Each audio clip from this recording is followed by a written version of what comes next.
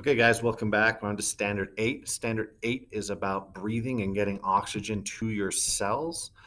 There's three physiological processes, that that allow this to take place. Because again, we have to get oxygen from out here into my lungs, from my lungs into my bloodstream, from my bloodstream out to all of the cells in my brain and my fingers and my toes and all the other wonderful places around your body, including your liver and whatever else. Okay.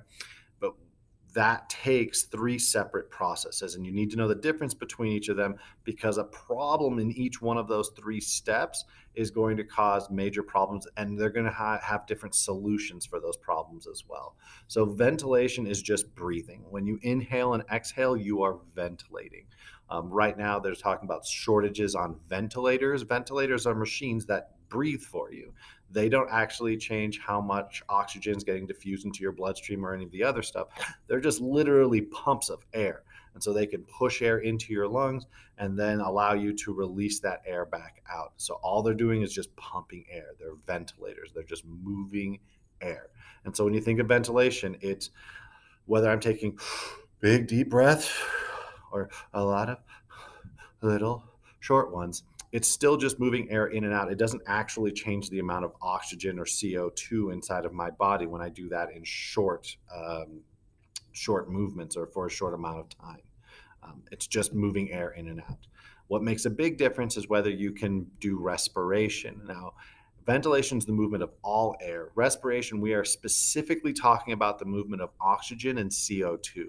And so from here on out, external respiration is getting that oxygen and CO2 from outside your body externally to inside your bloodstream. And so that's where external respiration, the movement of these of air between your blood and the external environment, and that takes place in the alveoli inside your lungs. Internal respiration. Oh, I almost forgot. That's the part of the pulmonary circuit, right? This is the entire function of your pulmonary circuit is so you can do external respiration. Now, your systemic circuit is where you're doing internal respiration. You're taking that blood that now has all of this oxygen and you need to get it to all of your cells. Well, when you exchange those gases between your blood and your cells, that's internal respiration. Okay. It's a really simple idea, but you have to have them memorized and be able to differentiate between the two, three of them. So just remember, internal respiration happens at all of your cells. It's what the systemic circuit of your circulatory system is doing. It's taking oxygen to your cells and bringing CO2 back. And then you go and do external respiration where the CO2 goes out to the lungs. And then out, your ventilation will take that from the lungs out to the outside environment.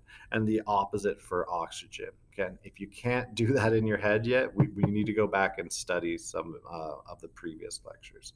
Okay, so again, here's a basic overview of what you need to know. If you can build this chart in your head, or if you can visualize this while you're taking these pass-offs, you just need to know there's the three different physiological processes, there's their definitions, and there's where their locations are. And so expect some matching, expect some true false questions. This pass off is going to be a little bit longer than you expected.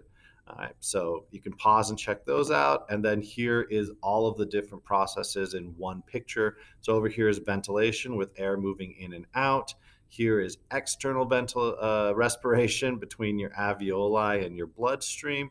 And then here is internal respiration between your blood and your tissue cells. All right, get to it. Enjoy this pass off, guys. Bye.